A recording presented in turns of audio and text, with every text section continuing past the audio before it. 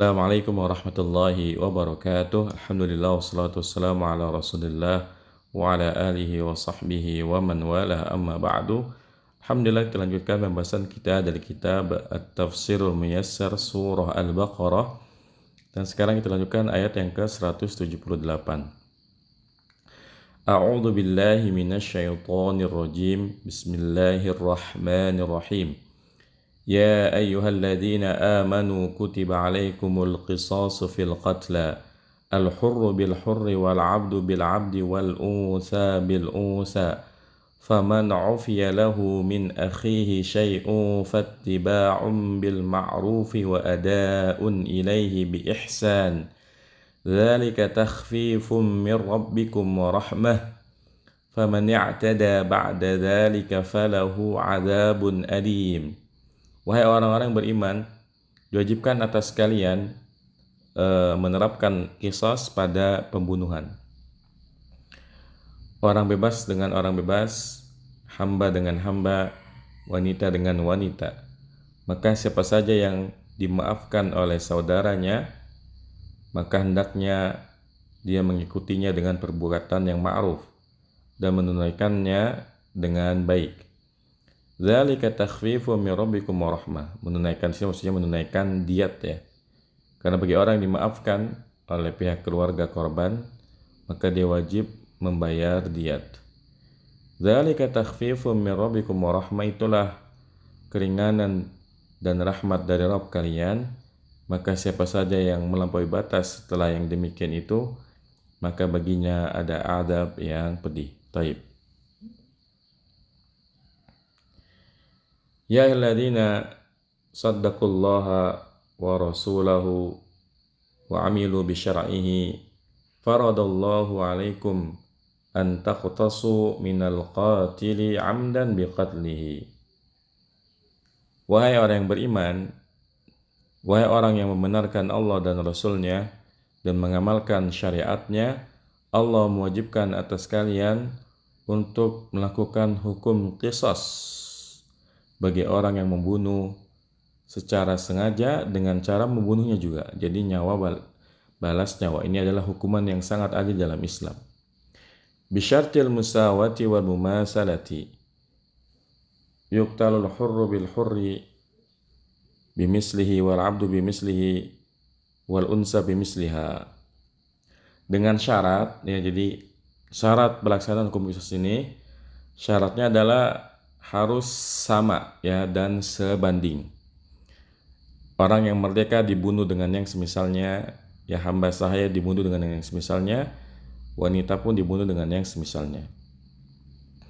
Faman samahahu waliyul maqtuli bil afwi 'anil iqtisas minhu wal iktifai bi akhdhi ad-diyati wa hiya qadru maliyin muhaddadin yadfa'uhu al-jani muqabil al-'afwi anhu falyaltazim at-tarfani bihusnil khuluqi.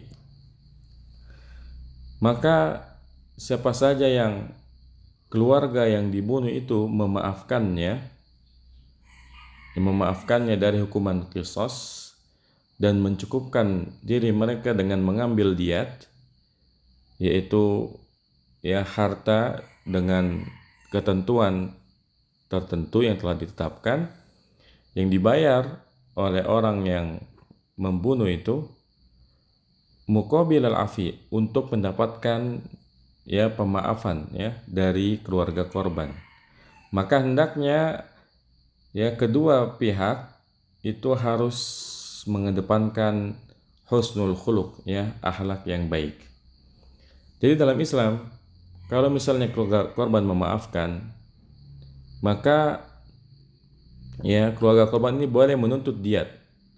Boleh menuntut diat agar si pembunuh ini ya membayar jumlah tertentu. Karena bisa jadi yang dibunuh adalah kepala keluarga yang ia menanggung ya kehidupan anak dan istrinya dan juga keluarganya. Maka dengan adanya diat ini, ya diat ini bisa dimanfaatkan untuk menghidupi orang yang selama ini ditanggung oleh orang yang dibunuh ya. Nah, Fayutalibul waliyu biddiyati min ghairi unfin ya, min ghairi unfin wa yadfa'ul qatilu ilaihi haqqahu bi ihsanin min ghairi ta'khirin wala naqsin. Maka keluarga korban ya boleh meminta diat ya dengan tanpa kekerasan ya, dengan tanpa paksaan kekerasan.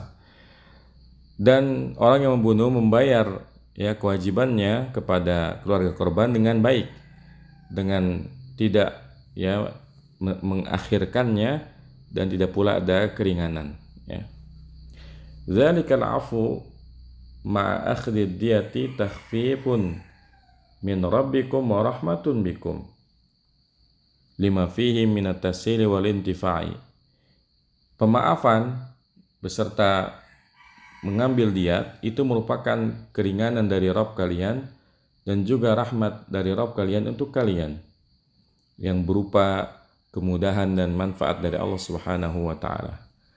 Faman qatala al-qatila ba'da al-'afwi anhu wa akhdhi ad-diyati falahu 'adabun alimun biqatlihi qisasan fid dunya aw bin nari fil akhirati. Maka siapa saja yang membunuh si pembunuh tersebut setelah dimaafkan dan diambil diatnya, maka baginya ada adab yang pedih dengan cara dibunuh dengan hukum qisas juga di dunia, atau ya dia akan dihukum dengan adab yang pedih dengan neraka di akhirat.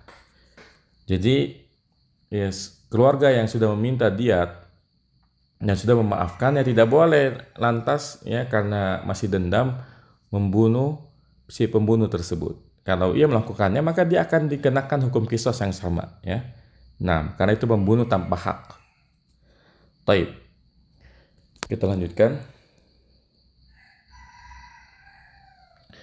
Walakum fil qisasi hayatu ya ulil albabi la'allakum tattaqun. Dan bagi kalian di dalam hukum qisas itu ada kehidupan, wahai orang-orang yang berfikir, agar kalian menjadi orang yang bertakwa. Jadi di balik hukum qisas yang nampak seperti hukum yang tidak berulas kasih ini, ya sebetulnya ada kehidupan. Karena dengan ya pemerintah misalnya suatu negara tegas mengadakan hukum qisas, ini terbukti akan menekan angka pembunuhan.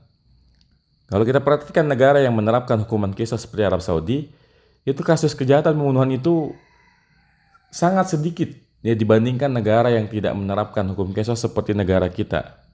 Di negara kita kasus pembunuhan itu sangat banyak ya, tiap hari itu selalu ada berita-berita di mana ada kasus pembunuhan karena hukumannya nggak tegas.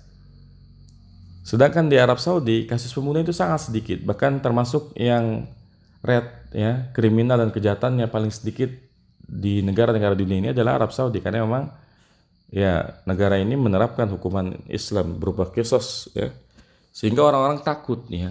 Ini hikmah dibalik adanya hukuman qisas yang membuat orang itu takut, berpikir 1000 kali untuk membunuh orang ya. 6.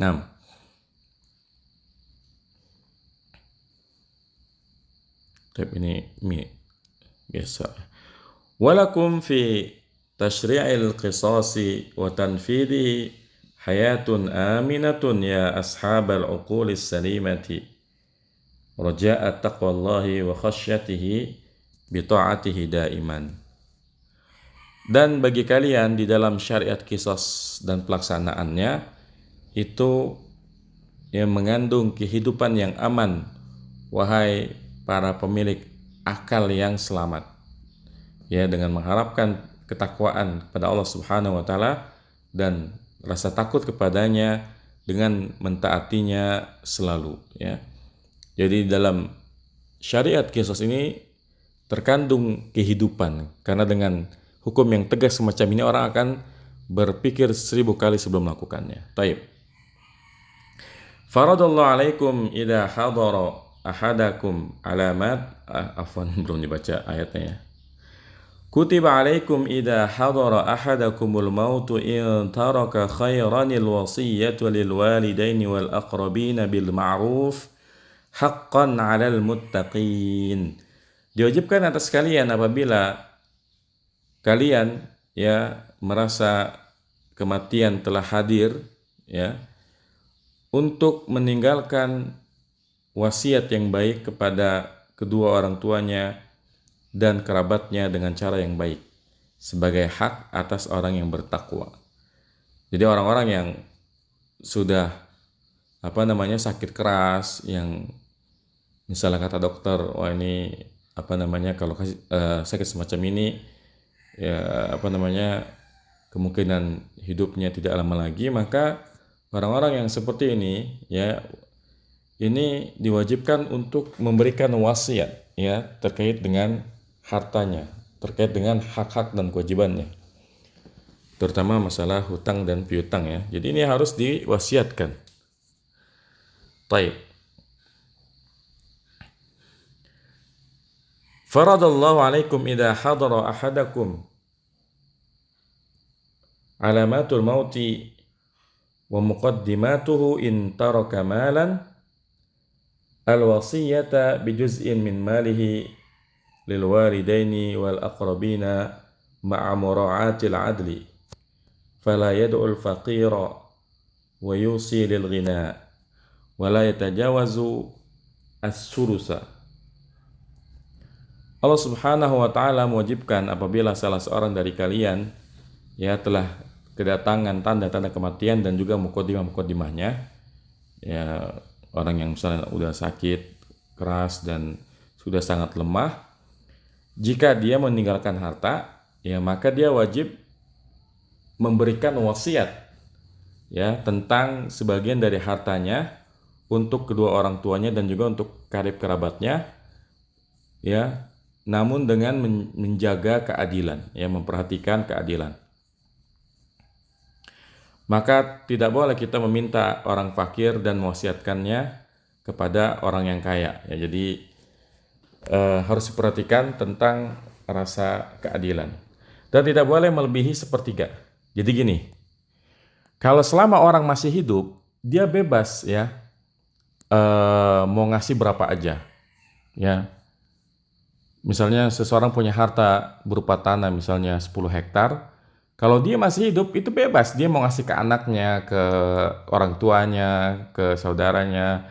Mungkin misalnya karena orang tuanya punya andil dalam menghadapkan anaknya misalnya punya andil dalam mendapatkan tanah tersebut, maka dia boleh memberinya lebih banyak daripada yang lainnya. Tentu tetap dengan memperhatikan masalah keadilan, rasa keadilan. Tapi kalau seseorang sudah meninggal, maka kalau dia punya tanah 10 hektar, maka wajib dibagi dengan cara Islam, itu dengan menghitung warisan. Tidak boleh lagi ada yang pilih-pilih. Semuanya harus taat kepada hukum waris. Nah, kalau seseorang itu sudah sakaratul maut, dia sudah dekat-dekat kematian, nah dia boleh berwasiat dari harta yang dia miliki. Tapi syaratnya tidak boleh lebih dari sepertiga hartanya. Artinya, misalnya dia sudah dirasa ingin, karena beberapa orang ada yang diberi rahmat Allah Subhanahu wa taala, yaitu dikasih jarak antara kehidupannya dengan kematiannya. Artinya dia bisa menyadari kalau dia sebentar lagi akan meninggal dunia. Maka dia berwasiat. Misalnya tanah dia 10 hektar. Maka dia tidak boleh mewasiatkan, misalnya dia bilang seperti ini, tolong berikan tanah 5 hektar ini untuk si fulan karena si fulan telah banyak berjasa untuk saya. Ini nggak boleh karena 5 hektar itu lebih dari sepertiga. Tapi kalau misalnya 3 hektar misalnya 3 hektar berikan kepada si fulan karena si fulan telah banyak berjasa dalam kehidupan saya, dalam usaha saya, maka ini boleh. Jadi syarat wasiat itu maksimalnya sepertiga, tidak boleh lebih dari sepertiga. Sekalipun misalnya orang yang meninggal ini, orang yang hampir meninggal ini mengatakan berikan 5 hektar untuk si fulan, maka tetap batasannya adalah sepertiga. Yang akan diberikan kepada orang tersebut maksimal adalah sepertiganya. Seperti itu. Jadi ini adalah hukum tentang wasiat. Baik. Wa dzalika haqqun sabitun ya'malu bihi ahlut taqwa alladziina yakhafuna Allah Wa kana hadha qabla nuzuli ayatil mawarisi allati haddadallahu fiha nasiba kulli warisin. Ini adalah hak yang tetap yang diamalkan oleh orang-orang yang bertakwa, yang takut kepada Allah Subhanahu wa taala, dan aturan ini sebelum turunnya ayat tentang warisan yang Allah telah tetapkan padanya bagian-bagian setiap orang yang mewarisi, ya.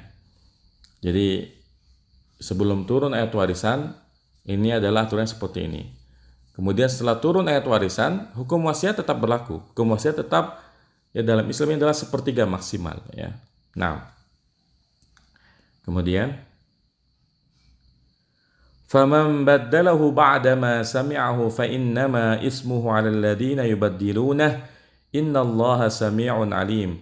Maka siapa saja yang menggantinya setelah ini, maksudnya merubah wasiat, ya, setelah ia mendengarnya, maka sesungguhnya kejahatannya, dosanya ditimpakan atas orang yang menggantinya. Sesungguhnya Allah Maha mendengar lagi Maha mengetahui. Faman ghayyara wasiyatal mayyiti ba'da ma sami'aha minhu qabla mautihi fa innama dzambu 'ala man ghayyara baddala. Maka siapa saja yang merubah wasiat, ya, seorang yang meninggal setelah ia mendengarnya darinya sebelum kematiannya, maka sesungguhnya dosanya atas orang yang merubah atau mengganti wasiat tersebut. Innallaha sami'un liwasiyatikum wa akhwalikum alimun bima tukhfihi sudurukum minal maili ilal haqqi wal adli awil jawri wal haifi wa sayujazikum ala dzalika. Sesungguhnya Allah Subhanahu wa taala Maha mendengar wasiat kalian dan perkataan kalian, Maha mengetahui apa yang disembunyikan oleh dada kalian berupa kecenderungan kepada kebenaran dan keadilan atau kecenderungan kepada penyimpangan dan kesalahan, dan Allah akan membalas kalian atas perbuatan kalian tersebut. Jadi di ayat ini Allah mengingatkan bahwa seseorang yang mendengarkan wasiat harus menunaikannya sesuai dengan apa yang dikatakan oleh, ya, pewasiat. Tidak boleh merubahnya dan menggantinya demi untuk mendapatkan keuntungan dunia. Barang siapa yang menggantinya maka baginya dosa dan Allah akan membalasnya di akhirat. Taib, demikian, semoga bermanfaat. Wassallallahu ala nabiyina Muhammadin wa ala alihi wasallam. Subhanakallahumma bihamdika asyhadu an la ilaha illa anta astaghfiruka wa atubu ilaik. Assalamualaikum warahmatullahi wabarakatuh.